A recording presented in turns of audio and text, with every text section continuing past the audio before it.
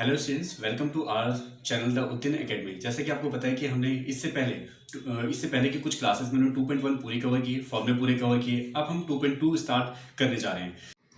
चलो फिर स्टार्ट करते हैं 2.2 और 2.2 का फर्स्ट क्वेश्चन। वैसे हम 2.2 मिसलेनियस सभी के जो भी इंपॉर्टेंट क्वेश्चन है जो आपसे नहीं होंगे वो सारे ही क्वेश्चन डिस्कस करेंगे, जिसकी हेल्प से आप पूरी एक्सरसाइज बहुत इजीली कर सकते हो। तो हम क्वेश्चन स्टार्ट करते हैं 2.2 का। ये क्वेश्चन नंबर फर्स्ट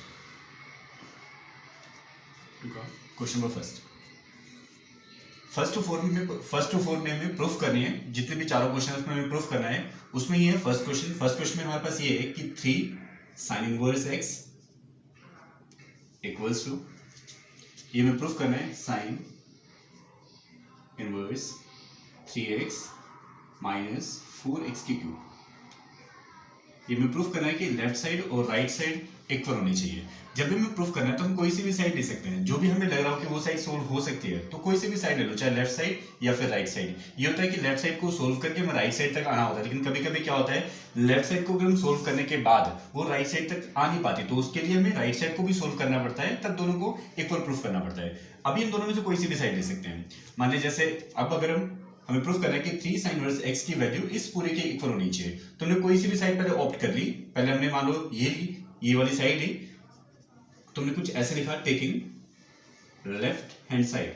और इसके लिखने से भी पहले हम ये देख सकते हैं कि जैसे अगर हमारे पास जैसे लेफ्ट हैंड साइड है 3 sin इनवर्स x, हमें पता है कि ये खुद अपने आप में सिंपलेस्ट फॉर्म है। जितनी भी साइन और जो कोस है वो अपने आप में सिंपलेस्ट फॉर्म होती है, उसके आगे आप सोल्व नहीं कर सकते।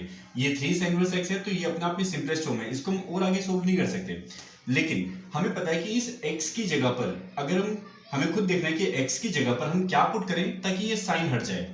हमने जैसे सीखा था ना, एक डायरेक्ट टर्म और एक इनवर्स की टर्म आपस में कैंसिल आउट हो जाती है। अगर इधर साइन इनवर्स है, अगर इसकी जगह पर x की जगह पर साइन हम लिख दें, तो साइन इनवर्स से साइन क्या हो जाएगा, कैंसिल हो जाएगा, तो ये टर्म बिल्कुल सिंपलेस्ट हो जाएगी। तो ऐसे हमें हमेशा देखना है कि अगर यहाँ पे साइन इनवर्स है, कॉस इनवर्स है, टेन इनवर्स है, जो भी टर्म है, x की जगह पे कुछ ऐसी टर्म पुट करना जिससे कि ये इनवर्स वाली टर्म कैंसिल आउट हो जाए। तुम दोनों के लिए चाहे वो लेफ्ट साइड हो या फिर राइट साइड हो, हमने क्या किया, हमने अपनी तरफ से ये लिखा put x equals to sine theta. फिर में ली left hand side taking LHS है हमारे पास 3 sin इनवर्स x। जैसे कि हमने ऊपर लिखा हुआ है, हमने लिया x की जगह पे sin थीटा, तो जहां पे भी x है तो वहां पे हम क्या लिख सकते हैं, sin थीटा लिख सकते हैं। तो हमने लिखा 3 sin इनवर्स और इनटू में sin थीटा। अब जैसा हमने सीखा था कि साइन इनवर्स से ये जो साइन है ये अल्टीमेटली क्या हो जाता है, कैंसिल हो जाता है, तो क्या बचा थीटा। तो ये 3 एज इट इज ऐसे कैसे, और जो थीटा था ये थीटा एज इट इज। अभी बिल्कुल सिंपल हो गया। तो हमने लेफ्ट साइड की वैल्यू निकाली, लेफ्ट साइड आ गया हमारे पास 3 थीटा। सेम ऐसे अब हमने चेक किया कि लेफ्ट साइड और राइट साइड इक्वल है, नहीं, बिल्कुल भी इक्वल नहीं है। तो फिर हमें जैसे हमने लेफ्ट साइड सोल्व की वैसे हमें राइट साइड भी सोल्व करनी है। इसी तरीके से हमने लिया टेकिंग राइट हैंड साइड, हमने RHS ली। RHS को पहले हमने लिखा ऐसे sine inverse 3x minus 4x की क्यूब। अब जहां जहां पे भी x है हमने यूज किया हुआ है, जहां पे भी x है x की जगह पे हम क्या लिख सकते हैं, साइन थीटा। तो जहां पे भी x है इस वाली टर्म्स में भी वहां पे x की जगह पे क्या लिख दो, साइन थीटा। यहाँ पे हमने साइन थीटा लिखा, यहाँ पे 4, इस x की जगह पे साइन थीटा आया, इसके ऊपर क्यूब है तो इसके ऊपर भी यहाँ पे हम क्यूब लिख सकते हैं और लगा दें हमने ब्रैकेट। अब हमें दिख रहा है कि ये जो पूरी टर्म है यहां से लेकर यहां तक की टर्म, ये पूरा एक फॉर्मूला होता है। हमने सीखा होता है ये जो फॉर्मूला होता है ये साइन 3 थीटा का फॉर्मूला होता है, जिसकी वैल्यू यही होती है 3 sin theta minus 4 sin cube theta. तो इस पूरे की जगह पे हम क्या लिख सकते हैं, साइन 3 थीटा, तो ये हुआ साइन इनवर्स। इसकी जगह पे हमने लिखा साइन 3 थीटा। अब हमें पता है कि एक इनवर्स की टर्म और एक डायरेक्ट टर्म, ये दोनों आपस में कैंसिल आउट होकर क्या बचेगा, सिर्फ ये थीटा जिसकी वैल्यू है 3 थीटा। अब हमने देखा कि लेफ्ट साइड और राइट साइड आपस में क्या है, इक्वल है, तो हम ये लिख सकते हैं therefore LHS equals to RHS। इस तरीके से हमें ये दोनों साइड इक्वल प्रूफ करनी थी। जैसे हमने ये फर्स्ट क्वेश्चन किया same as it is second question में, बस फर्क इतना है कि ये साइन की टर्म्स है और वो कोस की टर्म्स है। तो जहां पर उसमें x होगा उसमें x की जगह पे अगर हम कोस थीटा पुट करें तो पूरी टर्म इस तरीके से ही सोल्व आउट हो जाएगी। तो फर्स्ट और सेकंड दोनों क्वेश्चन हम कर सकते हैं।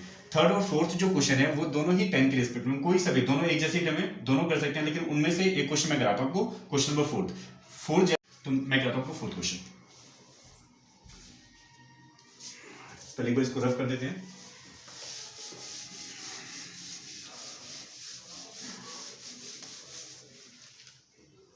देखो क्वेश्चन नंबर फोर्थ में 2 tan inverse 1/2 plus tan inverse 1/7 equals में tan इनवर्स 31/17। ये हमें प्रूफ करना है कि ये जो लेफ्ट साइड की वैल्यू है वो राइट साइड के बिल्कुल इक्वल होनी चाहिए।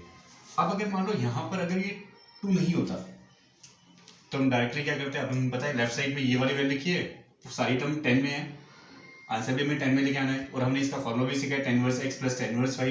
तो इसकी जगह पे हम डायरेक्टली फॉर्मूला यूज कर सकते हैं। डायरेक्टली फॉर्मूला यूज करेंगे तो ये वाली वैल्यू आ जाएगी। लेकिन अभी इसमें था क्या, जैसे अगर सिर्फ इतना लिखा होता है तो ये थर्ड क्वेश्चन है, जैसे थर्ड क्वेश्चन है सेम एज इट इज है, लेकिन यहाँ पे सिर्फ फर्क इतना है कि यहाँ पे एक 2 एक्स्ट्रा है। अब यहाँ पर पहले हमें ये देखा कि अब इसके बीच में दोनों के बीच में डायरेक्टली फॉर्मूला नहीं लिख सकते क्योंकि कोई है ही नहीं फॉर्मूला डायरेक्टली। तो सबसे पहले हमारे पास ये दिख रहा है 2 tan इनवर्स थीटा, तो हम यहाँ पे फॉर्मूला लगा सकते हैं 2 tan इनवर्स x का। लेकिन हमने 2 tan इनवर्स के 3 फॉर्मूले सीखे थे, एक साइन के रिस्पेक्ट में, एक कॉस के रिस्पेक्ट में और एक tan के रिस्पेक्ट में। लेकिन क्योंकि आंसर हमें tan के रिस्पेक्ट में लेके आना है, इसलिए इसका जो फॉर्मूला हम यूज करेंगे वो tan के रिस्पेक्ट वाला यूज करेंगे। tan के रिस्पेक्ट वाला यूज करने के बाद ये दोनों टर्म आपस में 10 में हो जाएगी। फिर दोबारा से अगर कोई फॉर्मूला अप्लाई हो सकता है तो उसको यूज करके उस राइट टर्म के इक्वल लेके आना है। तो जैसे अब हम ये टर्म लेते हैं, टेकिंग लेफ्ट हैंड साइड, हमने लिखा 2 tan inverse 1/2 plus tan inverse 1/7। अब हमें इसका फॉर्मूला पता है 2 tan इनवर्स, और ये पूरा क्या हो जाएगा x या फिर थीटा। यहाँ पे हमने फॉर्मूला हमने सीखा था 2 tan इनवर्स x का फॉर्मूला क्या होता है, हमें पता है 2 tan इनवर्स x इक्वल्स में tan इनवर्स 2x अपॉन में 1 माइनस एक्स स्क्वायर। तो यहाँ पे जब हम लिखेंगे तो पहले tan इनवर्स हुआ, फिर एज इट इज 2x होता है तो 2 और x की वैल्यू क्या हमारे पास 1/2, तो ऊपर 1/2 और नीचे क्या आता है 1 माइनस एक्स स्क्वायर। तो हमने एज इट इज लिखा यहाँ पे 1 minus x square, x square मतलब 1/2 का स्क्वायर, और 1/2 का स्क्वायर करेंगे तो 1/4 हो जाएगा। और इसके बाद जो राइट ये जो टर्म है tan इनवर्स 1/7, ये एज इट इज लिखा। अब इसको सोल्व आउट कर लेंगे, इसमें 2 से 2 कैंसिल, और जब इसका एलसीएम लेके सोल्व करेंगे तो ये 4 माइनस 1 3/4, और 3/4 को जब हम ऊपर लेके आ जाएंगे तो वो हो जाएगा 4/3। तो ये पूरी टर्म हो जाएगी tan inverse 4/3 plus tan inverse 1/7। अब यहां से तुम्हें पता है, यहां से हम फॉर्मूला लगा सकते हैं tan inverse x plus tan inverse y का, जिसमें ये x हो जाएगा और ये y हो जाएगा। तो डायरेक्टली हमें पता ही है फॉर्मूला इसका tan inverse x plus y का, tan inverse x plus tan inverse y is tan inverse x plus y 1 minus x। तो यहाँ पे ये x हो गया और ये हमारे पास y हो गया। जैसे हमने इसको फॉर्मूले के रिस्पेक्ट से खोला तो ये हो गया tan इनवर्स पहले x plus y 1/7 1 minus x into y 1/7।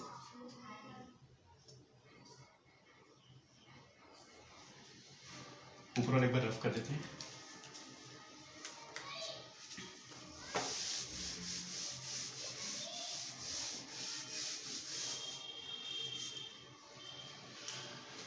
इन दोनों का हमने एलसीएम लिया 21, और हमें पता है एलसीएम लेने में क्रॉस मल्टीप्लाई करते हैं, 7 की इधर मल्टीप्लाई 3 की इधर मल्टीप्लाई, तो ये हो गया tan इनवर्स, यहाँ पे एलसीएम लिया ये 21 और इसको जैसे कि इधर ये 28 और प्लस 3, ये तो हुई ऊपर की टर्म। ऐसे नीचे की जब टर्म खोलेंगे तो इसको भी ऐसे ही, पहले ये 1, अगर बाय द वे इसमें कुछ कैंसिल आउट भी हो रहा ना तो कैंसिल आउट नहीं करना, क्योंकि जब हम इसको मल्टीप्लाई करते हैं और एलसीएम लेंगे तो इसकी नीचे वाली टर्म इसकी नीचे वाली टर्म से कैंसिल आउट हो जाएगी, इसलिए इसको कैंसिल आउट नहीं करना किसी भी टर्म से, बाय द वे हो भी रहा हो तब भी। तो यहाँ पे जैसे हमने एलसीएम मल्टीप्लाई किया, पहले स्ट्रेट मल्टीप्लाई, ये 4 हो गया और नीचे आ गया 21।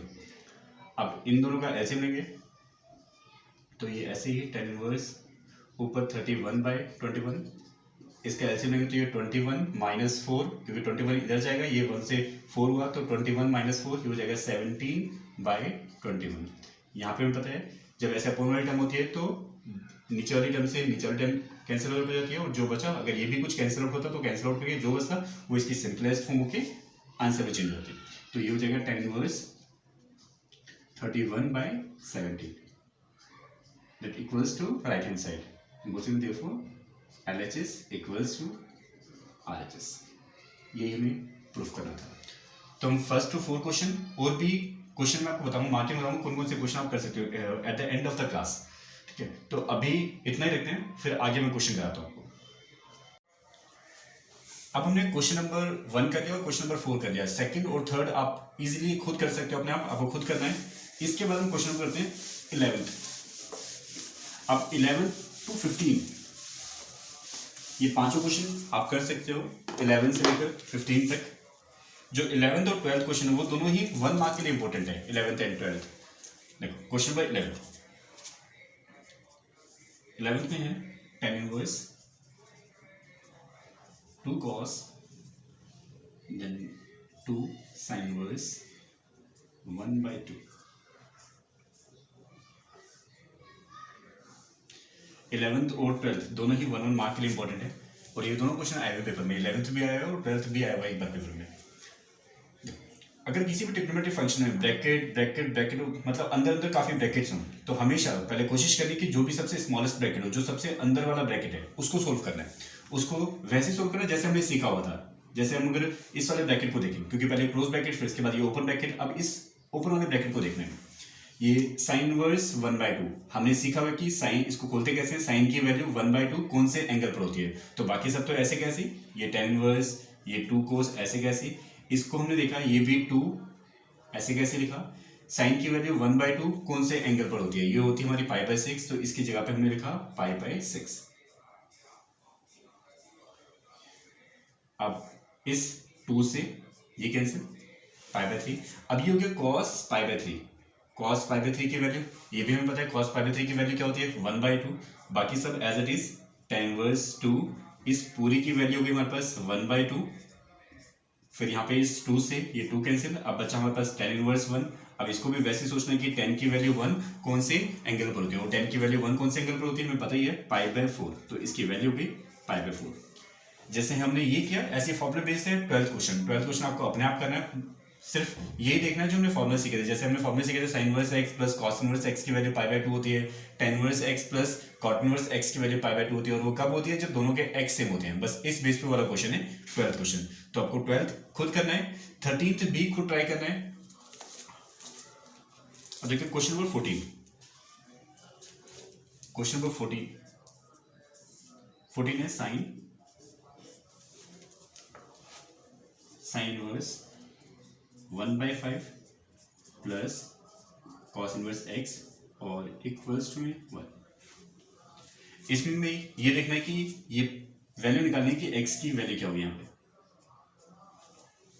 अब जैसे हमें पता है कि ये जो साइन है ये सिंपल साइन डायरेक्ट, और इधर जाके हमने सीखा था इधर जैसे ही साइन को कोई फंक्शन आता है इधर जाके किस में रहता है, इनवर्स में रहता है। तो हमने इस साइन को इधर भेजा तो ये इधर जाते किस में हो गया, इनवर्स में कन्वर्ट हो गया। तो इधर क्या रहेगा हमारे पास sine inverse 1/5 plus cos inverse 1/x equals to में साइन इनवर्स 1।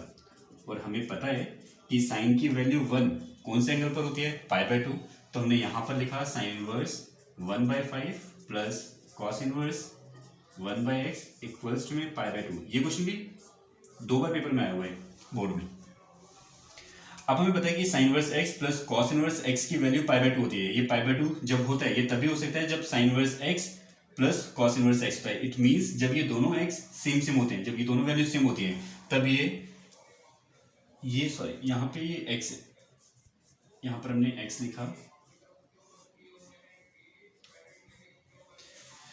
अच्छा sine inverse x plus cos inverse x की वैल्यू हमने सीखी थी ये π/2 होती है। ये तभी π/2 होती है जब दोनों ही x सेम होते हैं। अब ये π/2 है, इसका मतलब दोनों ही x क्या होंगे, सेम होंगे। इट मींस हम ये बोल सकते हैं कि x की वैल्यू कितनी हो जाएगी 1/5। तो हम यहाँ पे लिख भी सकते हैं देयरफॉर x इज 1/5। और जब भी आप ऐसे डायरेक्ट लिखो तो यहाँ पे रीजन जरूर लिखना है। ऐसा इसलिए हुआ क्योंकि हमें पता है कि sine inverse x plus cos inverse x की वैल्यू क्या होती है π/2। इस तरीके से हमें अपना रीजन लिखना है। अब इसके बाद जो क्वेश्चन नंबर 15 है, 15 में सिर्फ हमें फॉर्मूला लगाना है tan inverse x plus tan inverse y की वैल्यू हमें दी हुई है π/4। अब हमें इस पूरे को सोल्व करके x की वैल्यू निकालनी है। जो x माइनस 1 अपॉन में x माइनस 2 है वो उस पूरे को x मान लेना, और जो x प्लस 1 x प्लस 2 है उस पूरे को y मान लेना। इस पूरे को लेफ्ट साइड फॉर्मूला लगाना और सोल्व करना, तो हमें x की वैल्यू निकालनी है। तो ये पहले ट्राई करना, अगर बाय द वे नहीं होता तो कमेंट करना, फिर मैं आपको ये वाला क्वेश्चन भी करा दूंगा। लेकिन पहले आपको खुद ट्राई करना है, क्योंकि इसमें सिर्फ कुछ नहीं है, सिर्फ कैलकुलेशन है, सिर्फ आपको एलसीएम लेके सोल्व करना है और x की वैल्यू निकालनी है। तो अब हम जो है फर्स्ट टू 4 क्वेश्चन कर सकते हैं। 2.2 का फर्स्ट टू 4 क्वेश्चन कर सकते हैं, 11 से लेकर 15 क्वेश्चन कर सकते हैं, 19 क्वेश्चन कर सकते हैं, 20th 21 ये 2.2 के हम क्वेश्चन कर सकते हैं। इसके अलावा मिसलेनियस का क्वेश्चन नंबर 17 कर सकते हैं।